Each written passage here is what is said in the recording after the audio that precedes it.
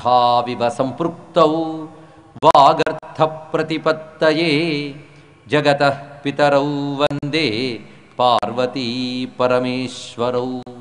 రామా మృక్కులు నీదు నామమునకున్ రమ్యాంఘ్రి పద్మాలకున్ శ్రీమన్మంజులమైన మేనికి ధనుర్లీలా కళాకేళికి నీ మర్యాదకు ధర్మనిష్టకు రసోద్వేలమ్ము నీ గాధకున్ ప్రేమన్ నీ పరివారమంతటికి శౌరీ రామచంద్ర ప్రభు శౌరీ రామచంద్ర ప్రభు. జాంబవత్ సుగ్రీవ హనుమత్ సీతాలక్ష్మణ భరత శత్రుఘ్న పరివార సమేత శ్రీ రామచంద్ర పరబ్రహ్మణే నమో నమః. విశ్వామిత్రుడితో సహా సర్వ ఋషులకి నమస్కరిస్తూ రామచంద్రమూర్తి సిద్ధాశ్రమంలోకి ప్రవేశించాడు. సిద్ధాశ్రమం అంటే ఏమిటో విశ్వామిత్రుడు చెప్తున్నాడు. రామా, ఈ ఆశ్రమంలో నేను ఎందరో మహాత్ములు ఉన్నాం. ఇక్కడ మా తపస్సులు సాగుతుంటాయి.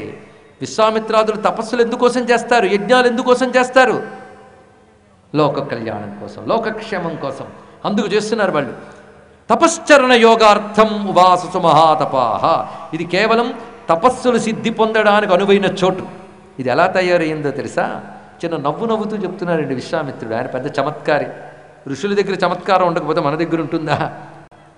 ఈ సిద్ధాశ్రమం ఒకప్పుడు నారాయణుడు వామనుడుగా అవతరించినప్పుడు వామనావతార కృత్యం బలిచక్రవర్తిని బుద్ధి చెప్పి అణచి ఇంద్రుడికి రాజ్యం అప్పగించాక మళ్ళీ వామనుడైపోయి ఈ ఆశ్రమానికి వచ్చి తపస్సును ఆచరించాడు. అప్పుడు వామనుడు తపస్సు చేయడం చేత సాక్షాన్ నారాయణుడు వామనుడు తపస్సు చేశాడు గనక ఈ చోటు ఆయన శక్తి చేత మరింత సిద్ధి కలిగిస్తూ ఉన్నది గనక మహర్షులందరూ ఈ చోటుకి వచ్చి తపస్సు చేయడం ప్రారంభించారు. కనుక వామనావతారం తపస్సు చేసిన ఈ చోటు గొప్పది. అందుకే ఏష పూర్వాశ్రమో రామ వామనస్య మహాత్మనః. వామనుడు తపస్సు చేసిన చోటు ఇది అని చెప్తూ అప్పటి నుంచి ఇప్పటి వరకు ఎందరో మహాత్ములు తపస్సు చేస్తూ ఇక్కడే ఉంటారు. ఇది శాశ్వతమైన సిద్ధభూమి. అద్య గచ్చామహే రామ సిద్ధాశ్రమం అనుత్తమం. దీన్ని మించిన గొప్ప భూమి లేదు సుమా. ఇంత శ్రేష్టమైన ఈ ఆశ్రమంలో ప్రవేశిస్తున్నందా అంటూ అందమైన మాట అన్నాడు. ఇంతకాలం ఇది మాది అన్నట్లే మేము ఉంటున్నాం. ఇది మాది మాత్రమే కాదు, ఇది నీది కూడా అన్నాడు. ఇక్కడ ఎంత అందమైన మాట చూడండి. తదాశ్రమ పదం తాత తవాప్యే యథా మమ. ఇది మాది ఎలాగో నీది కూడా అన్నారు. ఇక్కడ ఆ చెప్పడంలో ఉద్దేశం ఏంటంటే, మన ఎవరైనా ఇంటికి ఆత్మీయంగా పిలిచినప్పుడు ఇది మీ ఇల్లే అనుకోండి అంటూ ఉంటాం. అలాగే రామా ఇది నీదే అనుకో అంటున్నాడు. ఇక్కడ నీదే అనుకో అనడంలో చిన్న మర్మం.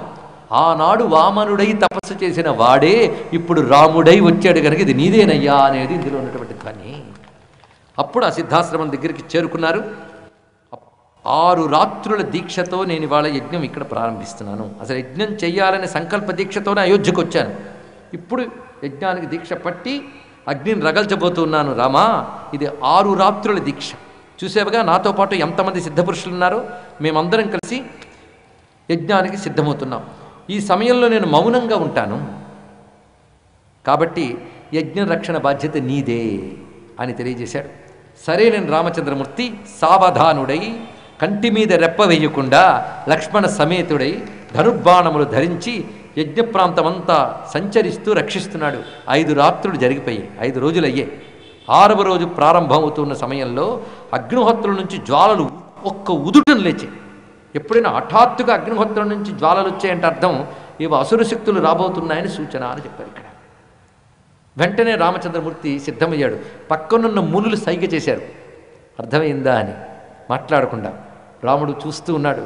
ఈ లోపల మారీచ సుబాహులు కొంతమంది రాక్షసుల గుంపుతో వచ్చి మాంసాన్ని రక్తాన్ని అగ్నిహోత్రంలో వేయడం మొదలుపెట్టారు. ఇక్కడ అవి కింద పడకుండానే రామచంద్రమూర్తి తన యొక్క ధనుర్విద్యా కౌశలాన్ని చూపిస్తున్నాడు. ఇక్కడ ముందు అవి కింద పడకుండా ఆపాడు, తర్వాత కొడుతున్నాడు. కొడుతూ లక్ష్మణుడితో చెప్తున్నాడు, చూడు ఎలా కొడతానో వెళ్ళానని. కొట్టిందంతా రాముడే. ఇలాంటి చోటే కొంచెం ఆగి ఆలోచించాలి. ఎంత చమత్కారం చేశారండి. అస్త్రాల్లో కూడా మానవాస్త్ర దివ్యాస్త్ర అని 2 ఉంటాయి. మానవాస్త్రం నేను ఇప్పుడు మారీ మీద మానవాస్త్రం వేస్తాను చూడు. దీని పేరు సీతేషువు. సీత ఇషు సీతేషువు.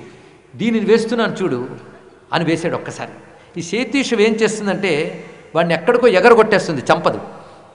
అలాగా సీతేశువు మారీచుడిని తీసుకుపోయి ఎక్కడో పడేసింది. సుబాహుడి మీద ఆగ్నేయాస్త్రం వేశాడు, అది వాడిని అక్కడికక్కడ తగలబెట్టింది. మిగిలిన రాక్షస గుంపుల మీద వాయవ్యాస్త్రం వేశాడు, ఆ వాయవ్యాస్త్రం ధాటికి ఆ రాక్షసులు ఎగిరిపోయి మరణించారు. అప్పుడు రామచంద్రమూర్తి ధనుస్సు నిలబెట్టి మందహాసం చేసి చూశాడు. ఋషులు జై శ్రీరామ్ అని కీర్తిస్తున్నారు, మనందరం కూడా జై శ్రీరామ్. యజ్ఞరక్షణ చేశాడు రామచంద్రమూర్తి. రాఘవ పరమోదారావు మునీనాం ముదమావహన్, మునులందరూ ఆనందించారు. ఇలా యజ్ఞధ్వంసమైనటువంటి రాక్షసుల్ని సంహరించాడు రామచంద్రమూర్తి. అందులో ఒకరిని ఎగరగొట్టాడు, మిగిలిన వాళ్ళని సంహరించారు. ఇక్కడ ఉందండి చమత్కారం. ఒకళ్ళని ఎగరగొట్టి మిగిలిన వాళ్ళని సంహరించడం ఏంటి? ఇక్కడ పట్టుకోవాలి మనం. అందుకే రాముడి కథ ఊరికినే మంచి హీరో గారి కథ కాదు, ఎక్కడికక్కడ మర్మాలు ప్రతిది అది చెప్పుకుంటూ వెళుతున్నాం మనం. ఒకే తప్పు ఇద్దరు చేస్తే ఒకే శిక్ష వేయాలి, కానీ తలో రకంగా శిక్షించడం ఎందుకండి అంటే, మనమే అయితే ఒకే శిక్ష వేస్తాం, ఆయన భగవంతుడు కదా, అందుకే 2 రకాల శిక్ష వేశాడు ఇక్కడ. ఎందుకంటే మనం మనిషిని చూస్తాం, భగవంతుడు అందులో ఉన్న జీవుణ్ణి చూస్తాడు, వాడి సంస్కారం చూస్తాడు, దానికి తగ్గ ఫలాన్ని ఇస్తాడు. ఇది తెలుసుకోండి. ఇక్కడ మారీచుడు అనేవాడు ఉన్నాడే, వీడిని ఎగర కొడితే వీడికి 4 దెబ్బలు తగిలితే ఇది బుద్ధి తెచ్చుకుని ఒక మార్పు పొందుతాడు. తర్వాత భవిష్యత్తులో వీడు రావాలి, నాకు పనికొస్తాడు అని వాడిని కొట్టాడు. వీడ బతికేం ప్రయోజనం లేదు, చెప్పేద్దామని చెప్పేశాడు. అది ఆయన అనుగ్రహం. ఇక్కడే తెలిసిపోతుంది రాముడు మానవుళ్ళ కనబడుతున్నా చాలా పెద్ద వ్యూహం ఉందండి ఆయన దగ్గర అని. అప్పటికేమో పెండిలియునైనది లేదు, భవిష్యమందున ఎప్పుడో మాయలేడియయి ఈతడు రావలెనంచు దవ్వుగా చొప్పడ దూసె బాణమును దూరముగా అవతార కార్యమై ఎప్పటికో ఫలించగల ఇంతటి దూర రహస్య శిల్పి అయి అన్నారు కవి సమ్రాట్ విశ్వనాథ సత్యనారాయణ గారు. అంత గొప్పగా చెప్తున్నారు. అప్పటికేమో పెండిలియును అయినది లేదు, అప్పటికి పెళ్ళి కాలేదు.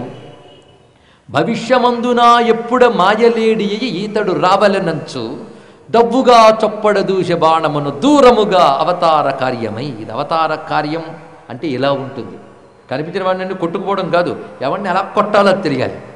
కానీ ఎవరిని ఎలా కొట్టాలో, ఎంత చితకబాదాలో అది రాముడికి తెలిసింది. ఇక్కడ ఎప్పటికో భరించగల ఇంతటి దూర రహస్య శిల్పి అయి, అది గొప్ప విషయం. రామావతారం యొక్క గొప్పతనం ఇక్కడ కనబడుతున్నది. ఎప్పుడైతే యజ్ఞం పరిపూర్ణమైందో మరురోజు ప్రశాంతంగా విశ్వామిత్రుల వారు ఋషులతో పాటు కూర్చుని ఉన్నారు. ప్రాతకాలం చేయవలసిన ఆహ్నిక కృత్యములన్నీ పూర్తి చేసిన రామలక్ష్మణులు ఉభయులు వెళ్ళి విశ్వామిత్రుల వారికి నమస్కారం చేసి, స్వామి ఏం చేయాలో ఆదేశించండి అని అడిగారు. అంతేగాని వచ్చిన పని అయిపోయింది కదా ఇంక వెళ్ళిపోవచ్చా అని అడగలేదండి. వీళ్ళే నిర్ణయించాలా, గురువు చెప్పాలి. ఆజ్ఞాపై యథేష్టం వై శాసనం కరవావక్యం, మీరు ఏది చెప్తే అది చేస్తాం అనగానే విశ్వామిత్రుడు మాట్లాడుతున్నాడు. ఎంత చమత్కారండి. కేవలం యజ్ఞరక్షణకి తెచ్చినట్టయితే వాళ్ళకి పంపించేవాడు. ఆయన మనసులో బోల్డ్ అన్న ఆలోచనలు ఉన్నాయి, అవన్నీ చెప్పలేదు అక్కడ. ఇప్పుడు చెప్తున్నాడు ఏమని, నువ్వేం అనుకోకపోతే మేము ఇప్పుడు యజ్ఞానికి వెళ్తున్నాం, నువ్వు రాకూడదు. యజ్ఞం ఎక్కడ జరుగుతుందంటే మిథిలా నగరంలో జనక మహారాజు ఒక గొప్ప యజ్ఞం చేస్తున్నాడు, మేమందరం వెళుతున్నాం, నువ్వు రా. అయితే యజ్ఞానికి మీరందరూ వెళితే నేనెందుకు అంటావేమో, నీకు పనికొచ్చే వస్తువు ఒకటి ఉంది అక్కడ. చాలా గొప్పగా చెప్తున్నాడు. అద్భుతం ధనురత్నంచ తత్ర తద్ద్రష్టుమర్హసి, అక్కడ అద్భుతమైన గొప్ప ధనుస్సు ఉంది చూద్దువుగానన్నాడు. ఇవే చెప్పాలి రాజులకి, క్షత్రియులకి, వీరులకి. ధనుస్సు ఉంది, కత్తి ఉందంటే ఉత్సాహం వస్తుంది.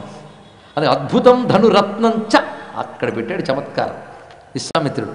అద్భుతమైన ధనురత్నము కూడా అక్కడుంది అన్నాడు. ఇక్కడ ఇది చమత్కారం. అద్భుతమైన ధనురత్నము కూడా అన్నాడు అంటే అర్థం ఏంటి?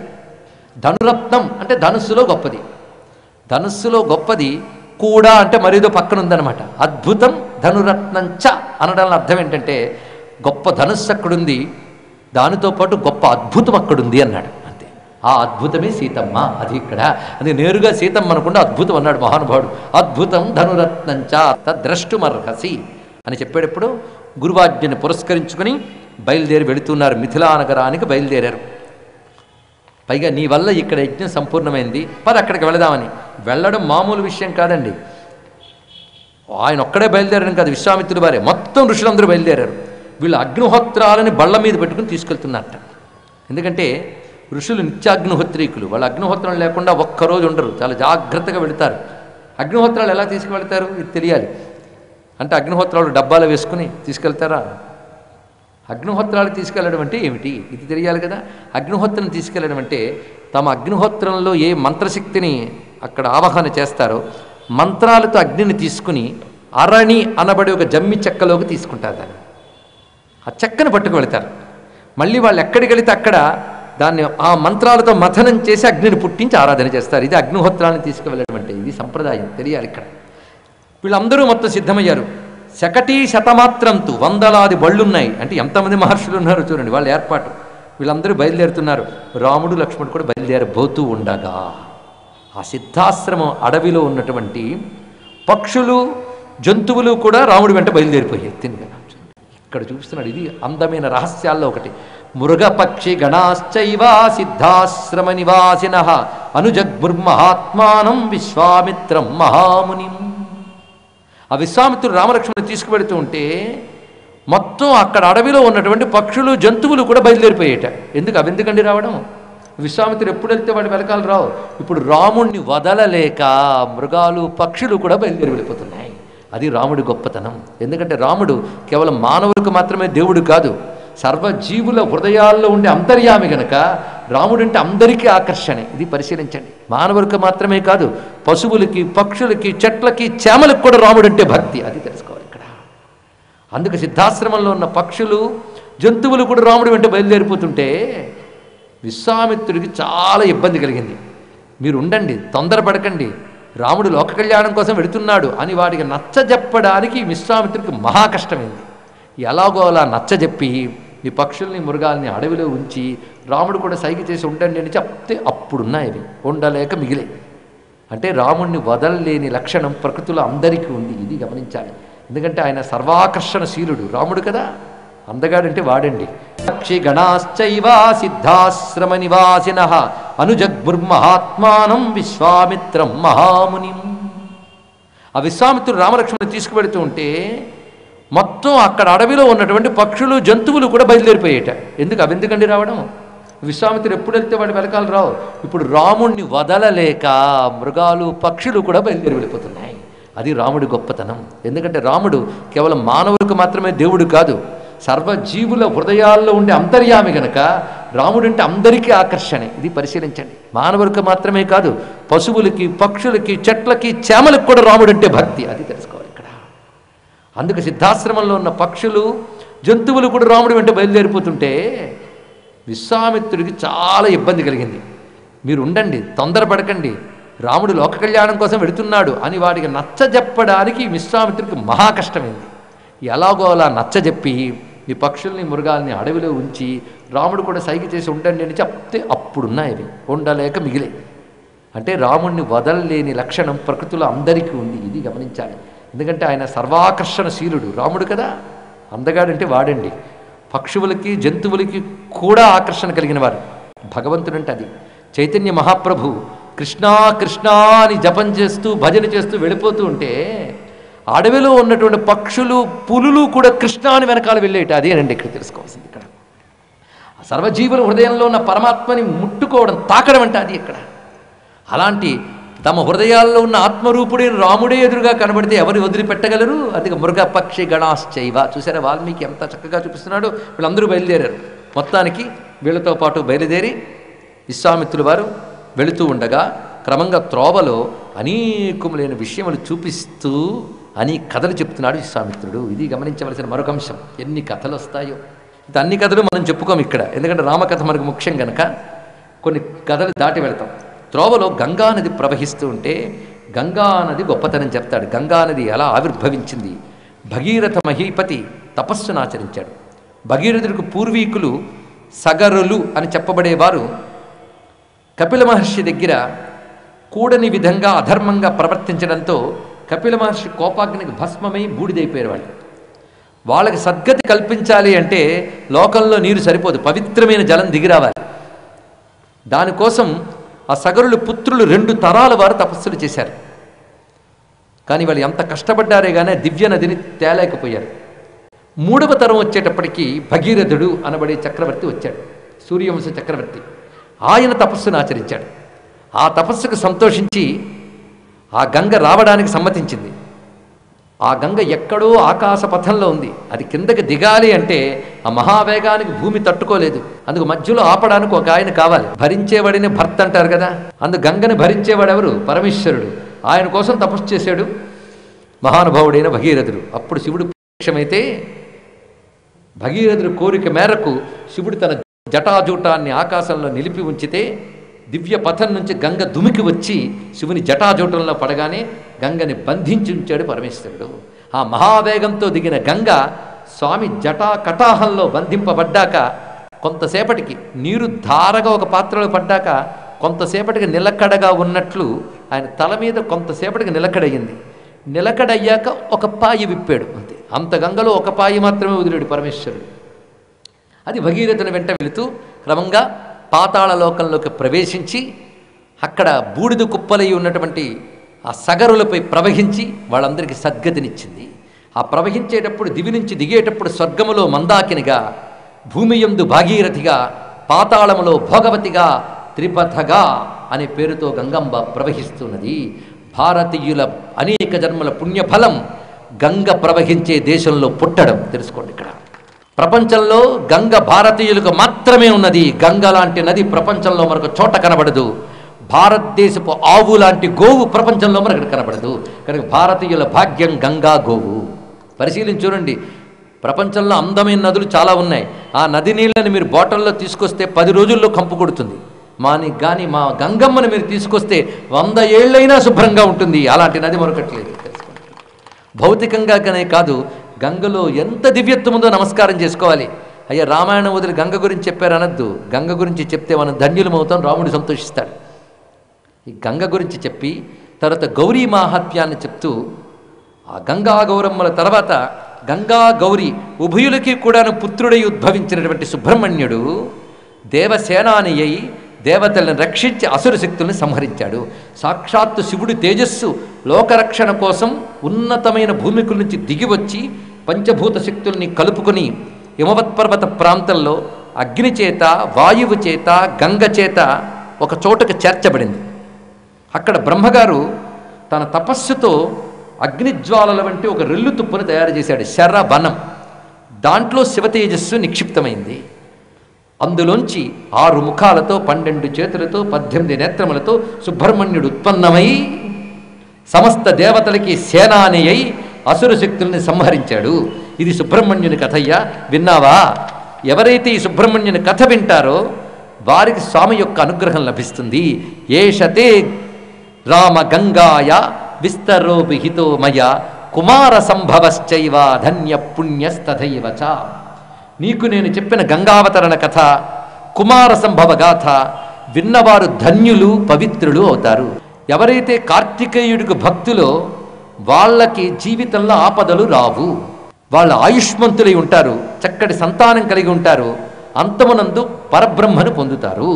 భక్తశ్చయ కార్తికేయే కాకుత్స్థ భువిమానవ ఆయుష్మాన్ పుత్రపౌత్రైశ్చ స్కంద సాలోక్ష్యతాం వ్రజేత్. ఈ మాటని చెప్పాడు ఇక్కడ. షష్ఠి మంగళవారం కానీ పడితే అలభ్య యోగం, గొప్ప యోగం. అది చైత్రమాసంలో వస్తే మరీ యోగం. చైత్రానికి వైశాఖానికి వసంత ఋతువు అని పేరు. ఈ వసంత ఋతువుకి అధిపతి అగ్ని. ఈ అగ్నికి అధిదేవత సుబ్రహ్మణ్యుడు. ఎవరైతే చైత్రమాసంలో సుబ్రహ్మణ్యుని ఆరాధన చేస్తారో వారికి కుజదోషం అనేది ఉండదండి. అందులో ఈ రోజున ఎవరైతే ఆరాధన చేస్తారో వారికి అన్ని రకాల కష్టాలు పోతాయి. కొందరు వివాహ కష్టాలు, కొందరికి ఆరోగ్య కష్టాలు, కొందరు రుణ కష్టాలు. ఇవన్నీ పోవాలంటే సుబ్రహ్మణ్యుని మంగళవారం షష్ఠి నాడు ఎప్పుడైనా ఆరాధించాలి. చైత్రమాసంలో మరీ విశేషం. ఈ కథని చెప్పడంలో ఉద్దేశం ఏంటి? ఈ కథ చెప్పిన తర్వాత కొన్ని సన్నివేశాలు ఉంటాయి.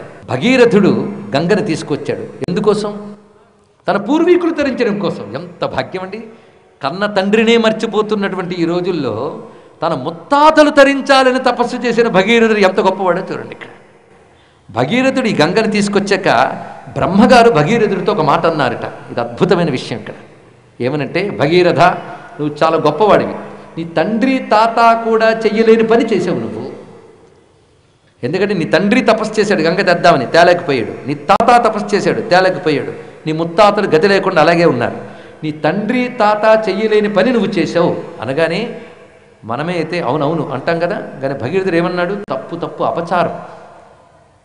నా తండ్రి తాత ఇద్దరూ చేసిన తపస్సు నా దగ్గర పండింది అన్నాడు. ఎంత అందమైన మాట చూడండి. ఇక్కడ వాళ్ళు కొంత తపస్సు చేసి వెళ్ళిపోయారు, అది మా నాన్న తపస్సులోకి వచ్చింది, తాత తపస్సు. వాళ్ళిద్దరి తపస్సు నా తపస్సుతో కలియడం వల్ల నా తపస్సు ఫలించింది.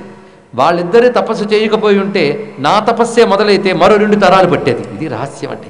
అది ఇవాళ మనం ఒకటి సాధించామంటే మన పూర్వీకులు మన దాకా తీసుకొచ్చిన తపస్సు మన దగ్గర పండింది. ఈ పూర్వీకులపై భక్తి ప్రతి మానవుడికి కలగాలి. ఈ పూర్వీకులపై భక్తి మనం పిల్లలకి ఇవ్వట్లేదు కనుకనే తాతలు తండ్రులు వంశ పరంపర వీటి గౌరవం తెలియకపోవడం చేతనే ఈ రోజుల్లో వర్ణ సాంకర్యాలకి ఎక్కువైపోయి ధర్మం దెబ్బతింటుంది. తెలుసుకోండి. అందుకే ప్రతి తల్లి తండ్రి తమ పూర్వీకులు గొప్పతనం తెలుసుకుని పిల్లలకి తెలియజేయవలసిన బాధ్యత ఉంది. రిటైర్ అయిన వాళ్ళు ఒక్కసారి వాళ్ళ బంధువులు ఆత్మీయులు పెద్దవాళ్ళు ఎవరెవరు ఉన్నారో కనీసం డైరీ రాసి పెట్టండి. ఆ డాటా పిల్లలకి మిగల్చండి. అదే ఎలాగో రిటైర్ అయ్యాం కదా అని టీవీ సీరియల్స్ చూస్తూ బతుకు పాడు చేసుకోకండి. ఇది ప్రధానమైనటువంటి అంశం ఇక్కడ. అందుకే పూర్వీకులపై గౌరవం ఎంత గొప్ప మాట అన్నాడు. అప్పుడు ఒక మాట అంటాడండి బ్రహ్మగారు భగీరథుడితో, నువ్వు గంగ తేవడమంతా ఒక ఎత్తు, ఈ మాట ఒక్కటే ఒక ఎత్తు అయ్యా అన్నాడు. ఇక్కడ పితృభక్తి అంత గొప్పది అని చెప్పాడు. అలాగే సుబ్రహ్మణ్య చరిత్ర, సుబ్రహ్మణ్యుడు చేసింది ఏమిటి అంటే, రాక్షసులైన తారకాసురుడు మొదలైన వారి బాధలు తట్టుకోలేక దేవతలందరూ చెల్లా చెదురైపోతే శివశక్తుల ఏకస్వరూపుడైన సుబ్రహ్మణ్యుడు అవతరించి ఆ దేవతలందరినీ ఒక దగ్గరికి సమీకరించి వాళ్ళకి బలమిచ్చి వాళ్ళకి నాయకుడై నడిపించి అసుర శక్తులన్నింటినీ నాశనం చేశాడు. అలాగా అసుర శక్తుల తీవ్రత వల్ల మంచి శక్తులకు బలం తగ్గిపోతే వాటికి బలమిచ్చి నడిపించే నాయకుడు కావాలి. ఇప్పుడు అలాగే దేవతలు చెల్లా చెదిరైపోయినట్లే ఇప్పుడు దేవతలు చెల్లా చెదిరై వానర వీరులై పుట్టారు. సుబ్రహ్మణ్యుడు దేవసేనని నడిపినప్పుడుగా నువ్వు వానరసేనని నడిపిస్తూ తారకాసురుడు లాంటి రావణాసురుని సంహరించాలయ్యా. అది దీనిలో ఉన్నటువంటి మరొక మర్మం. అందుకే ఎప్పుడైనా సరే సనాతన ధర్మంలో అసుర శక్తుల నాశనానికి, దేవతాశక్తుల రక్షణకి, లోకక్షేమానికి సుబ్రహ్మణ్య ఆరాధన జరగాలి, సుబ్రహ్మణ్య అవతరణ జరగాలి.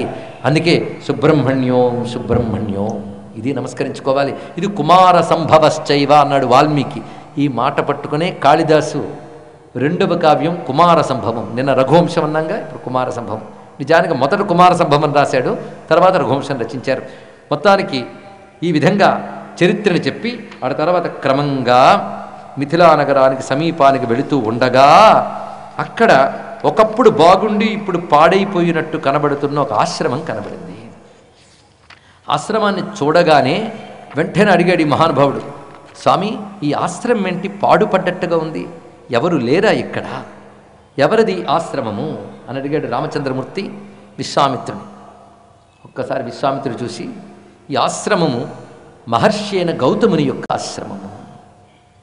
ఆ గౌతముడు అహల్యా సమేతుడై ఇక్కడ తపస్సును ఆచరిస్తున్నటువంటి సందర్భంలో తస్యాంతరం విదిత్వాతు సహస్రాక్షశచీపతి, ఆశ్రమంలో మహర్షి లేడు అని అనుకున్నవాడే ఇంద్రుడు అహల్య మీద ఆశపడి మునివేషధర, మునివేషాన్ని ధరించి ఆశ్రమంలో ప్రవేశించాడు.